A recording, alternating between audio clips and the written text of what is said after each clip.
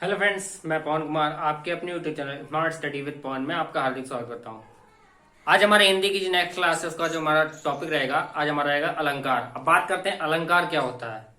तो जो काव्य में जो शोभा बढ़ाने वाले शब्द होते हैं उनसे क्या होता है सौंदर्य, जो जो जिन शब्दों से काव्य में सौंदर्य प्रकट हो तो वो शब्द हमारे क्या कहते हैं, अलंकार कहलाते हैं। जैसे कोई भी कवि लोग होते हैं जो अपने क्या करते हैं, कविताओं में क्या करते हैं, काव्य में जो भी होते हैं तो उसमें क्या करते हैं, ऐसे शब्दों का प्रयोग करते हैं जिससे क्या हो, सौंदर्य प्रकट हो। सौंदर्य प्रकट हो गई तो क्या होगी, वो रस में मतलब रसकर कविता लगेगी। तो इसलिए जो शब्द प्रयोग किए जाते हैं वो हमारे क्या कहलाते हैं, अलंकार कहलाते हैं। अब बात करते हैं अलंकार परिभाषा क्या होती है अलंकार की। काव्य में भाषा को शाब्दार्थ की दृष्टि से सुसज्जित तथा सुंदर बनाने वाले चमत्कार पूर्ण मनोरंजक ढंग को क्या कहते हैं, अलंकार। परिभाषा ये होती है अलंकार की कि काव्य में भाषा की दृष्टि से भाषा को शब्दार्थ की दृष्टि से क्या हो, सुंदर और सुसज्जित बनाने की जो चमत्कार पूर्ण ढंग यानी जो प्रक्रिया होती है मनोरंजक ढंग की, वो क्या कहलाती है, हमारी अलंकार कहलाती है। यानी शब्दों के रूप में जो हम सौंदर्य प्रकट कर सकते हैं ढंग से, सुसज्जित रूप से, तो वो हमारे क्या कहलाएंगे, अलंकार कहलाएंगे। अब बात करते हैं आचार्य दंडी जो है उनके अनुसार क्या है, अलंकार जो हमारे यहाँ 35 प्रकार के हैं, यानी 35 अलंकार माने हैं आचार्य दंडी के अनुसार। बात करते हैं अलंकार के भेदों की। तो अलंकार के भेद मुख्य रूप से 3 तरीके से बांटे गए, यानी अलंकार के मुख्य 3 भेद माने गए। शब्दों के आधार पर अलंकार माना गया है, अर्थों के आधार पर माना गया है और उभय अलंकार माना गया है। बात करते हैं शब्द अलंकार क्या होता है। तो शब्द अलंकार क्या होता है, जिसमें क्या हो, शब्दों के माध्यम से क्या हो, सौंदर्य प्रकट हो, वो क्या होगा, काव्य की शोभा अगर शब्दों के माध्यम से सीधा प्रकट हो रही हो तो क्या होगा, शब्द अलंकार हो जाएगा।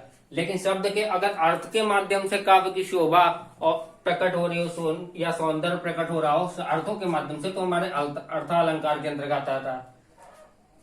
और उभय अलंकार में क्या होता है, इन दोनों से क्या होता है, इन दोनों के अलावा किसी और से भी प्रकट हो या इन दोनों से ही ना प्रकट हो, यानी उभय अलंकार में कुल मिलाकर मिश्रित रूप रहता है। शब्दालंकार और अर्थालंकार का दोनों का मिश्रित रूप से जो अलंकार बनते हैं हमारे क्या कहते हैं, उभय अलंकार की श्रेणी में आते हैं। यानी थर्ड जो हमारा अलंकार बनता है उभय अलंकार, इसकी श्रेणी में आते हैं।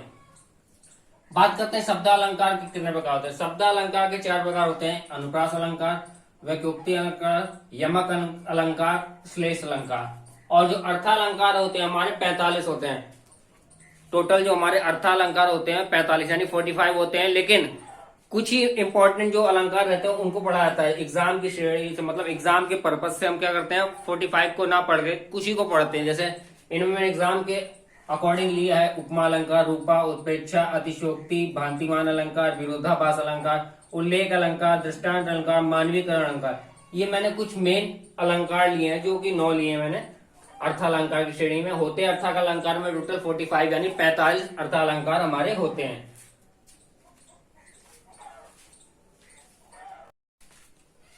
हम बात करते हैं अलंकार के पहले भेद की। जो अलंकार का हमारा जो पहला भेद होता है हमारा शब्द अलंकार होता है। बात करते हैं शब्द अलंकार क्या होता है। जैसे कि मैंने पहले ही बताया था कि शब्द अलंकार जिन कथनों में क्या हो, शब्दों के माध्यम से क्या हो, अलंकार यानी सौंदर्य उत्पन्न हो रहा हो, तो वो क्या कहलाएंगे, हमारे शब्द अलंकार हमारे कहलाते हैं। मतलब शब्दों के माध्यम से क्या हो, डायरेक्ट सौंदर्य उत्पन्न हो। अगर अर्थों के माध्यम से, अगर शब्द के अर्थ के माध्यम से होता है तो हमारा अर्थ अलंकार कहलाया जाता है। तो बात करते हैं शब्द अलंकार की। शब्दों के माध्यम से जो मतलब अलंकार उपस्थित हो, शब्दों के माध्यम से हो तो शब्द अलंकार के अंतर्गत आता है। उसमें हमारा पहला जो हमने 4 भेद बताए थे, अनुप्रास बताया था, वैक्योक्ति, यमक, श्लेष, ये 4 बताए थे, अनुप्रास, वैक्योक्ति, यमक और श्लेष। तो बात करते हैं पहले या अनुप्रास की। अनुप्रास अलंकार क्या होता है। अनुप्रास का अर्थ ही क्या होता है, अनु माने बार बार, प्रास माने वर्ण, यानी जिस अलंकार में क्या हो, वर्णों की आवृत्ति बार बार हो रही हो।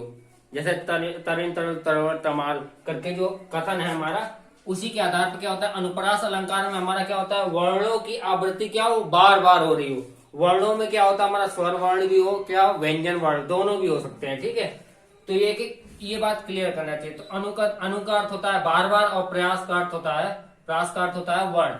अनुप्रास अलंकार का सीधा सा मतलब शॉर्ट ट्रिक में समझने के लिए गए तो अनुप्रास अलंकार को वे अलंकार जिनमें क्या हो, वर्णों की आवृत्ति बार बार हो रही हो, तो वे अलंकार हमारे क्या कहलाएंगे, अनुप्रास अलंकार कहलाएंगे। जैसे बाकरगंज के बाकीपुर में बरवारी लाल बनिया बास करता था। तो क्या हुआ इसमें बा, का और रा शब्द क्या हो रही है, पुनरावृत्ति यानी बार बार आ रहे हैं। तो ये ऐसे ही जब ऐसा कोई कथन दिया हो तो उसमें क्या होगा, अनुप्रास अलंकार हमारा निहित होगा, यानी अनुप्रास अलंकार का अंतर्गत आएगा। जैसे एक और एग्जांपल, कूलन में केलिन में, कछारन में कुंजन में। तो ये क्या है, इसमें क्या हो रहा है, का शब्द की और ला शब्द की क्या हो रही है और ना शब्द की क्या हो रही है, आवृत्ति हो रही है। जैसे कूलन, केलिन, कछारन, कुंजन। तो इसमें क्या हो रहा है, का और ला और ना शब्द, ला का ला ना वर्ड की क्या हो रही है, आवृत्ति हो रही बार बार। तो जिन अलंकार में क्या होती है, वर्णों की आवृत्ति बार बार हो रही हो, तो वे अलंकार हमारे अनुप्रास अलंकार हमारे कहलाते हैं। अब अनुप्रास के अंतर्गत हमारा इंपॉर्टेंट मतलब कई अलंकार आते हैं अनुप्रास के अंतर्गत वेद में, लेकिन हम मेन इंपॉर्टेंट लेकर चले लाटा अनुप्रास। लाटा अनुप्रास से काफी क्वेश्चन पूछे जाते हैं एग्जाम में, इसलिए मैं लाटा अनुप्रास को लेकर चल रहा हूँ। ये अनुप्रास अलंकार के अंदर आते हैं, अनुप्रास के भेद में आते हैं लाटा अनुप्रास। तो बात करते हैं लाटा अनुप्रास क्या होता है। जब एक शब्द या वाक्य खंड की आवृत्ति उसी अर्थ में हो पर तात्पर्य में भेद हो, मतलब जब एक ही शब्द या वाक्य की खंड की आवृत्ति क्या हो, बार बार हो रही हो और उसके क्या हो अर्थ में, और उसका अर्थ भी क्या हो सेम हो, लेकिन तात्पर्य में क्या हो भेद, मतलब कहने का तात्पर्य में हल्का सा थोड़ा सा भेद हो, लेकिन उसका जो अर्थ हो वो सेम हो और शब्द भी सेम हो और वाक्य खंड भी क्या हो सेम हो। जैसे कि एग्जाम्पल तौर पर, तेग बहादुर हाँ वे ही थे गुरु पदवी के पात्र समर्थ। तेग बहादुर हाँ वे ही थे गुरु पदवी थी जिनके अर्थ। इसमें शब्द और अर्थ क्या है, एक समान है। इन दोनों जो खंड है, पहला खंड और दूसरे खंड में क्या हो, इनके जो शब्द और वाक्य के जो खंड है, जो अर्थ हो निकल रहा है, शब्द और अर्थ दोनों खंडों का क्या हो रहा है, एक समान है। तो जहां दोनों खंडों में यानी जो भी खंड दे रहे हैं, जैसे मान लो यहाँ दो खंड के आधार पर है, तो दोनों खंडों में क्या हो, जब शब्द और अर्थ क्या हो समान निकल रहे हो, यानी शब्द भी समान हो और शब्दों के जो अर्थ निकल रहे अगर समान निकल रहे हो, तो हमारे क्या आएगा, लाटा अनुप्रास अलंकार के अंतर्गत हमारा आएगा, यानी वे हमारे अलंकार क्या कहलाएंगे, लाटा अनुप्रास हमारे अलंकार कहलाएंगे।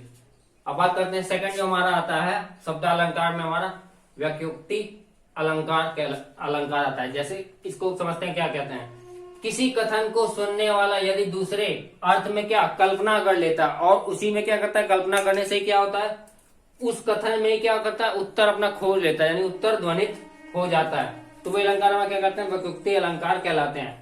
जैसे एग्जाम्पल तौर, किसी न गोकुल कुल वधु कहा न के ही सीख दीन, कौन तजी न कुल गली मुरली सुर लीन। तो ये हमारा व्याख्योक्ति अलंकार का हमारा एग्जाम्पल, इससे ज्यादा क्वेश्चन नहीं पूछे जाते हैं। बेसिकली हमारा अनुप्रास से, यमक से और श्लेष अलंकार से मेन क्वेश्चन हमारे पूछे जाते हैं, और लाटा अनुप्रास जो कि हमारा अनुप्रास अलंकार के अंतर्गत आता है, इससे भी क्वेश्चन पूछे जाते हैं। अब तुम्हारा थर्ड नंबर पे आता है यमक अलंकार। यमक का क्या होता है, अर्थ की भिन्नता, यानी जो शब्द दिए हुए हैं उनकी क्या हो, अर्थ की भिन्नता हो, लेकिन शब्दों में क्या हो, स्वर और जो व्यंजन हो वो क्या हो, एक समान हो, तो क्या कहलाएंगे, यमक अलंकार हमारे कहलाते हैं। इसको समझने का सीधा सा अर्थ होता है कि शब्द अगर समान दिए हो लेकिन उनके क्या हो, अर्थ में भिन्नता आ रही हो, यानी शब्द यानी जो हमारे क्या कहते हैं शब्द दिए रहेंगे, संज्ञा सर्वनाम, वो क्या हमारे रहेंगे, सेम रहेंगे, लेकिन जो शब्द में क्या हो, अर्थ जो छिपा होता है वो क्या हो, अलग अलग हो। जैसे एग्जाम्पल समझते हैं, दीर्घ सांस न ले ही दुख सुख साही न भूली, दई दई क्यों करतू है दई दई सु कबूली। तो इसमें क्या हुआ, दई दई दो बार आया शब्द दई दई, लेकिन उन दई दई का क्या अर्थ अलग अलग लिया है। जैसे पहले दई का अर्थ हमारा क्या है, देव या भाग निकला है, ठीक है, और दूसरे दई का जो हमारा अर्थ निकलेगा वो हमारा क्या है, दिया। दूसरे दई का अर्थ हमारा क्या निकल रहा है, दिया। अब एग्जाम्पल और लेते हैं, जैसे सुर तुलसी शशि उड़गन केशव दास, अब के कवि खगोत सम जहत करत प्रकाश। मतलब जो पुराने जो सुर जो है, पहला सुर दिया है, इसका मतलब क्या निकला है, सुर माने सूर्य से निकला है, और जो दूसरा हमारा जो सुर शब्द निकला है इसका अर्थ क्या निकला, सूरदास, यानी सूरदास से इसकी तुलना की गई, इसलिए इसको सूर की उपाधि लेकर के सूरदास का अर्थ निकाला गया है। अब हम बात करते हैं श्लेष अलंकार की। हम बात करते हैं शब्द अलंकार का। जो आखिरी हमारा अलंकार का भेद आता है शब्द अलंकार का, वो आता है हमारा श्लेष अलंकार। श्लेष अलंकार में क्या होता है कि एक ही शब्द के क्या हो, एक ही शब्द बार एक ही बार आए, लेकिन उसका जो प्रयोग हो उसके अर्थ क्या हो, एक से ज्यादा हो, यानी अनेक हो। यानी एक ही शब्द एक बार ही आए लेकिन उसके क्या हो, शब्दों के जो अर्थ हो क्या हो, अनेक हो। अगर ऐसी कंडीशन अगर किसी पंक्ति में आती है तो हमारे क्या श्लेष अलंकार वो कहलाती है पंक्ति। जैसे इसकी परिभाषा जानते हैं, जहां एक शब्द एक ही बार प्रयोग हो किंतु अर्थ अनेक हो, वहां श्लेष अलंकार होता है। श्लेष का जो शाब्दिक अर्थ हुआ होता है चिपका हुआ होता है। श्लेष का जो शाब्दिक अर्थ है हमारा वो चिपका हुआ होता है। जैसे एग्जाम्पल तो समझते हैं पंक्ति में, जैसे चिरोजीवी जोरी जुरे क्यों ना स्नेह गंभीर को घाटी ये वृष भानुजा वे हलधर के वीर। तो इसमें वृष भानुजा का जो अर्थ दिया गया है वो दो अर्थ दिया गया। वृष भानुजा मतलब वृष भानु की बहन जो कि राधा से दिखाया गया, और वृषभ की बहन यानी गाय, गाय का भी अर्थ बताया गया है। यानी इसमें जो हम सोचते हैं उसी के अनुसार क्या होता है, उसका अर्थ में परिवर्तन हो जाता है। हलधर के वीर, हलधर के वीर यहाँ पे हमारा आया है, हलधर के वीर। उसी तरह वृष भानुजा, हलधर के वीर का दो निकला, एक तो बलदेव जो कि कृष्ण के बड़े भाई थे, और साण यानी जो बैल का भाई है। तो हलधर के वीर से क्या हुआ, हमारा दो अर्थ निकला। यानी एक ही शब्द से हमारे मतलब एक ही शब्दों से हमारा क्या होता है, दो अर्थ निकले। जैसे वृष भानुजा से उसी तरह हलधर के वीर से हमारा क्या हुआ, दो अर्थ निकल करके आया। अब ये तो हुआ हमारा शब्द अलंकार की बात। अब बात करते हैं जो अलंकार के हमारे दूसरा भाग जो आता है। जैसे पहला भाग हमारा शब्द, दूसरा अर्थ और तीसरा हमारा उभय अलंकार। तो अब दूसरे भेद की बात करते हैं तो हमारा अर्थ अलंकार। अर्थ यानी शब्दों के अर्थ के माध्यम पे जो सौंदर्य उत्पन्न होता है तो वो हमारा क्या कहलाता है, अर्थ अलंकार कहलाता है। मतलब जिन शब्दों के माध्यम से क्या हो, सौंदर्य शब्दों के अर्थ के माध्यम से सौंदर्य उत्पन्न हो, तो वे शब्द हमारे क्या कहलाएंगे, अर्थ अलंकार की श्रेणी में कहलाते हैं। उपमा, जैसे हमारा जो पहला अलंकार आता है अर्थ अलंकार में, मान लिया वो उपमा है। जहां रूप रंग गुण धर्म के कारण किसी वस्तु की दूसरी श्रेष्ठ अथवा अधिक प्रसिद्ध वस्तु से समानता दिखाई जाती है, वह उपमा। उपमा मतलब होता है एक दूसरे के प्रत्यक्ष रूप में क्या हो, समान, यानी एक तरीके से अनुमानित नहीं कहते कि मैं अपने बड़े भाई के समान क्या हूं, होशियार हूं। तो ये एग्जाम्पल है उपमा का, यानी उपमा देने का एग्जाम्पल होता है। तो उपमा अलंकार इसी पे आधारित होता है कि समान दिखाने पे आधारित होता है। जैसे सागर सा गंभीर हृदय हो, गिरी सा ऊंचा हो जिसका मन। यानी सागर जैसा कैसा हो, गंभीर हृदय हो, और गिरी जैसा कैसा हो, मन। तो ये क्या हो, उपमा दिया। सागर जैसा क्या हो हमारा होना चाहिए हृदय, और गिरी जैसा कैसा होना चाहिए, मन। तो ये उपमा दी जा रही है। अब दूसरा जो हमारा आता है अर्थ अलंकार मैंने लिया है, वो हमारा रूपक अलंकार। रूपक अलंकार की बात करते हैं जब क्या हो, उपमेय तथा उपमान में कोई अंतर दिखाई ना पड़े, मतलब दोनों एक समान से लगे। जब उपमेय उपमान में कोई अंतर ना दिखाई पड़े तो वो क्या कहलाएगा, हमारा रूपक अलंकार हमारा कहलाता है। जैसे मन सागर मनसा लहरी बूढ़े बहे अनेक। तो इसमें क्या होता है, मन हमारा जो शब्द है वो उपमेय की श्रेणी में आता है, पर सागर क्या हमारा शब्द जो है, सागर जो है ये हमारा क्या है, उपमान की श्रेणी में आता है। मनसा, मनसा का अर्थ इच्छा भी होता है, मनसा का अर्थ हमारा इच्छा भी होता है। तो इच्छा हमारी क्या होती है, उपमान उपमेय की श्रेणी में आएगी, लेकिन लहरी यानी लहर जो हमारा आएगा उपमान की श्रेणी में आ जाएगा। तो क्या हो रहा है, इनमें क्या उपमा और उपमेय में क्या कोई अंतर नहीं दिखाई पड़ रहा है। अब बात हमारे नेक्स्ट करते हैं जो अर्थ अलंकार में आता है उत्प्रेक्षा अलंकार। उत्प्रेक्षा अलंकार क्या होता है, ये बात करते हैं। जब उपमेय में उपमान से भिन्नता जानते हुए भी क्या हो, उपमान की संभावना की जाए। मतलब उपमेय में भिन्नता जानते हुए, मतलब कि हम लोग जानते हैं कि उपमेय में भिन्नता हो रही है, फिर भी क्या किया जाए, हम उपमान की संभावना यानी मान के चलने के उपमान हमारा होगा, तो उसकी संभावना की जाए तो क्या कहलाएगा, उत्प्रेक्षा अलंकार कहलाएगा। जैसे एग्जाम्पल तो समझते हैं, सोहत ओढ़े पीठ पट श्याम सलोने गात मनो नील मणि शैल पर आपत पर्यो प्रभात। तो इसमें क्या हो रहा है, पीताम्बर ओढ़े, इसके कहने का मतलब पीताम्बर ओढ़े जो श्याम यानी श्री कृष्ण है, वो क्या उपमेय की प्रधानता देना। और नीलमणि पर्वत पे क्या हुआ, प्रभात कालीन धूप जो निकल रही है, वो हमें क्या उपमान की संभावना दिया। यानी नीलमणि पर्वत पर जो प्रभात कालीन धूप जो दिखाई जा रही, जो वर्णन किया जा रहा है प्रभात कालीन धूप का, वो हमारा क्या उपमान की संभावना दर्शाई जा रही है। अब बात करते हैं हमारा फोर्थ नंबर पे जो आता है अर्थ अलंकार में, हमारा आता है अतिशयोक्ति अलंकार। अतिशयोक्ति अलंकार में क्या होता है कि किसी बात को या व्यक्ति वस्तु के बारे में क्या इतना बढ़ा चढ़ा करके, मतलब अति, जो कि हमारी संभावना यानी कल्पना से परे, उसको इतना बढ़ा चढ़ा करके बताया, वर्णन किया जाना चाहिए, तो हमारा क्या कहलाएगा, अतिशयोक्ति अलंकार के अंतर्गत आता है। जैसे परिभाषा इसकी पढ़ते हैं, जहां किसी व्यक्ति या वस्तु की अत्यंत प्रशंसा के लिए बात इतनी बढ़ा चढ़ाकर कही जाए कि वह संभव ना हो, तो वह क्या कहलाएगा, अतिशयोक्ति अलंकार हमारा कहलाता है। जैसे कि हनुमान की पूंछ में लगन न पाई आग, लंका सिगरी जल गई, निशाचर भाग। यानी हनुमान जी की पूंछ में आग लगने से पहले क्या हुआ, लंका पूरी जल गई और निशाचर क्या हुए, भाग गए। ये तो पॉसिबल ही ना, हनुमान जी की पहले पूंछ में आग लगी, फिर ना लंका में आग लगेगी, फिर क्या होगा, पूरी लंका जल जाएगी, फिर ना निशाचर भागेंगे। तो इन्होंने क्या लिखा, हनुमान जी की पूंछ में लगन न पाई आग, लगने से पहले क्या हुई, लंका में क्या हुआ, आग लग गई और लंका पूरी जल गई, और निशाचर भी क्या मतलब है, निशाचर यानी राक्षस क्या हुआ, भाग गए। तो ये क्या हुआ, अतिशयोक्ति, यानी बढ़ा चढ़ा कर कुछ ज्यादा ही जब कह दिया जाता है, किसी चीज की अति प्रशंसा कर दी जाती है, तो हमारा अतिशयोक्ति अलंकार में हमारा आता है। अब बात करते हैं अगले अलंकार की। हम बात करते हैं जो अर्थालंकार में हमारा जो 5th नंबर का अलंकार आता है, वो मैंने लिया है उल्लेख अलंकार। उल्लेख अलंकार की बात करें, जहां एक वस्तु का वर्णन अनेक प्रकार से किया है, मतलब एक वस्तु का वर्णन जो पंक्ति में हमारे किया जाए वो अनेक प्रकार से किया है। एक ही वस्तु का वर्णन अनेक प्रकार से अगर पंक्ति में किया जाता है तो वह हमारा क्या होता है, उल्लेख अलंकार होता है।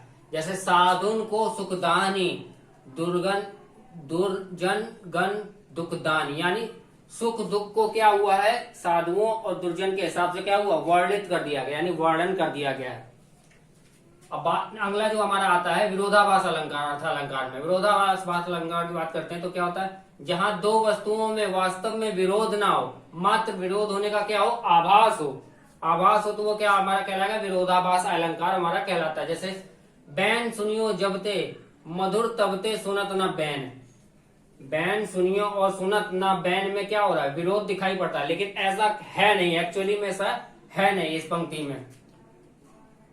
तो ये क्या हुआ, विरोधाभास अलंकार की पंक्ति हुई। बैन सुनियो जबते, मधुर तबते सुनत न बैन। तो इसमें बैर सुनियो और सुनत न बैन में क्या हो, विरोध का आभास दिखाई पड़ा, लेकिन ऐसा एक्चुअल में है नहीं, वो विरोध है, वो नहीं रहा है। नेक्स्ट जो हमारा आता है वो अर्थालंकार में हमारा दृष्टांत अलंकार। जहां क्या हो, उपमेय और उपमान तथा उनके साधारण धर्मों में क्या हो, बिंब प्रतिबिंब भाव, बिंब प्रतिबिंब जो भाव होते हैं उनके भाव साम्य हो, यानी जो उनमें निहित भाव क्या हो, वो प्रदर्शित हो रहे हो। जैसे रहीमन असुआ नयन डरी, जे दुख प्रकट करई, जाही निकारो गेहते, कसना भेद कही देई। जैसे इसमें कहने का मतलब है मन के दुख को प्रकट करना तथा भेद खोल देना अलग अलग है, लेकिन इनमें क्या होती है, इनमें समानता होती है। मन के दुख को प्रकट करना और भेद खोल देना मतलब अपने आप को जाहिर करना क्या होती है, इनमें दोनों में समानता हो, क्योंकि ये खुद से रिलेटेड होती है। तो पंक्तियों में ऐसे में क्या होता है कि बिंब प्रतिबिंब मतलब समान तरीके से एक दूसरे के परिवर्तित रूप को पंक्ति में दर्शाया जाता है। इसलिए जहां पे एक दूसरे परिवर्तित रूप को अगर किसी पंक्ति में दर्शाया जाए तो हमारा क्या कहलाएगा, दृष्टांत अलंकार हमारा कहलाता है। उसमें क्या होता है, गुण और धर्म को क्या होते हैं, एक दूसरे से प्रदर्शित कर देते हैं, मतलब एकदम हूबहू कॉपी करके प्रदर्शित कर देते हैं। जैसे इसमें दिया है ना, मन के दुख को प्रकट करता है तथा भेद खोल देना, ये दोनों अलग अलग है, लेकिन इनकी क्या होती है, इनमें समानता है। किस वजह से, साधारण गुण धर्म की वजह से, जो इनके जो भाव जो कहने का मतलब भाव जो प्रकट हो रहे हैं उनमें क्या हो रही है, हमारी समानता हो रही है, इसलिए इसमें क्या है, उसको दृष्टांत अलंकार की श्रेणी में लाते हैं। अब बात करते हैं नेक्स्ट जो हमारा आता है भांतिमान अलंकार, यानी भ्रम अलंकार भी जिसे कहते हैं।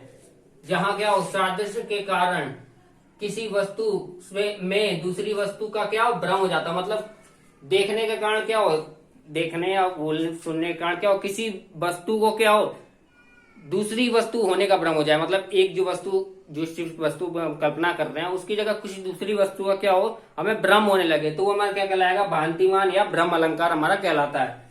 जैसे पाए महावर देन को नायन बैठी आए, फिर जान महावरी एड़ी मोड़त जाए। तो इसमें क्या हुआ, जब नायन एड़ी पर महावर लगाने बैठी, महावर मतलब मोहरी होती है जो लेडीजें लोग लगाती हैं अपने पैरों में, जब 9 एड़ी पर क्या महावर लगाने बैठी तो एड़ी की लालिमा को महावर समझकर ब्रह्म वश उसे क्या मुड़ जाती है, यानी महावर को समझ के वो अपनी एड़ी ही मोड़ देते हैं गलती से भ्रम की वजह से। जैसे महावर जब रंगते हैं तो क्या होता है, महावर अपने हिसाब से रंगते हैं पैरों में, तो उसी की उपाधि देकर के यहाँ ब्रह्म ब्रह्म भांतिमान अलंकार में इसको मैंने आपको समझाया उदाहरण के रूप में। अब नेक्स्ट जो हमारा आता है वो हमारा इंपॉर्टेंट है मानवीकरण अलंकार। जहां जड़ पदार्थ, अब मानवीकरण अलंकार जानते क्या होता है, जहां जड़ पदार्थ को प्रकृति या प्राकृतिक उपादानों के मानवीय रूप दिया जाए। मतलब क्या होता है, जो भी विषय वस्तु के बारे में पंक्ति में कहा जा रहा है उसको क्या हो मानवीय गुण प्रदान करने की कोशिश की जा रही हो, तो वो क्या कहलाएंगे हमारे मानवीकरण अलंकार में हमारा आते हैं। जैसे फूल हंसे कलियां मुस्काई। अब आप ही सोचिए, फूल कभी हंस सकते हैं, फूल कभी हंस सकते हैं, ऐसा संभव नहीं है, लेकिन क्या उनके उनमें मानवीय गुण डाले हैं। कलियां मुस्काएं, कलियां कहीं मुस्कुरा सकती हैं नहीं ना, तो इस चीज को क्या हुआ, इनमें मानवीय गुण डाले जा रहे हैं इस पंक्ति में। तो फूल को और कलियों में क्या हो मानवीय गुण डाले जा रहे हैं, कैसे, हंसे और मुस्काई, ये मानवीय गुण डाले हैं। तो ऐसे अगर पंक्ति दी जाती है काव्य में तो क्या होता है, मानवीकरण हमारे अलंकार वो कहलाते हैं। अब जो हमारा अलंकार में जो तीसरा भेद था मुख्य, जैसे पहला शब्द अलंकार, दूसरा अर्थ अलंकार, तीसरा उभय अलंकार, तो हम बात करेंगे तीसरा उभय अलंकार की। जहां भिन्न अर्थ वाले और भिन्न आकार वाले पदों को सहसा सुनकर, मतलब पूरी तरीके से सुनकर क्या हो पुनरुक्ति का आभास हो, मतलब दोबारा आने का आभास हो, किंतु विचार करने पर क्या हो पुनरुक्ति ना हो। मतलब अगर विचार करने पर देखें कि हाँ ऐसा हो सकता है तो पुनरुक्ति वहां ना हो, यानी दोबारा ना आए, तो वो क्या कहलाएंगे उभय अलंकार हमारे कहलाते हैं। जैसे समय जा रहा है काल आ रहा है, जाहिर सी बात है अगर समय चला जाएगा तो काल कैसे, काल को ही तो समय कहते हैं। अगर सोचने पे तो पुनरावृत्ति नहीं हो रही है, समय जा रहा है काल आ रहा है, समय और काल एक ही माना आता है, समय को ही काल कहते हैं, काल को ही समय कहते हैं। तो समय जा रहा है काल आ रहा है। तो इसी तरीके से सचमुच उल्टा भाव भुवन में छा रहा है, तो इसमें क्या हुआ, समय और काल में क्या हुआ पुनरावृत्ति ना होकर सिर्फ क्या हुआ आभास प्रकट हो रहा है। तो उभय अलंकार में क्या होता है कि सिर्फ अर्थ, जहां जो शब्द होते हैं उनमें अर्थ और भिन्न आकार वाले होने की वजह से क्या होती है पुनरावृत्ति का आभास होता है, लेकिन एक्चुअली में वो क्या होती है पुनरावृत्ति नहीं होती है। जैसा कि मैंने आपको इस एग्जाम्पल दिया, समय जा रहा है काल आ रहा है, सचमुच उल्टा भाव भुवन में छा रहा है। इसमें क्या हो समय काल में क्या होती है पुनरावृत्ति ना होकर सिर्फ क्या हो रहा है आभास प्रकट हो रहा है। तो ये हमारा अलंकार के हमारे तीनों भेद हो गए, जिसमें शब्दालंकार, अर्थालंकार और उभय अलंकार हमारा हो गया। आई होप आपको हमारी अलंकार की क्लास अच्छी लगी हो, तो प्लीज लाइक कीजिए, सब्सक्राइब कीजिए एंड शेयर कीजिए। धन्यवाद, और कमेंट करना जरूर भूलिएगा मत। धन्यवाद।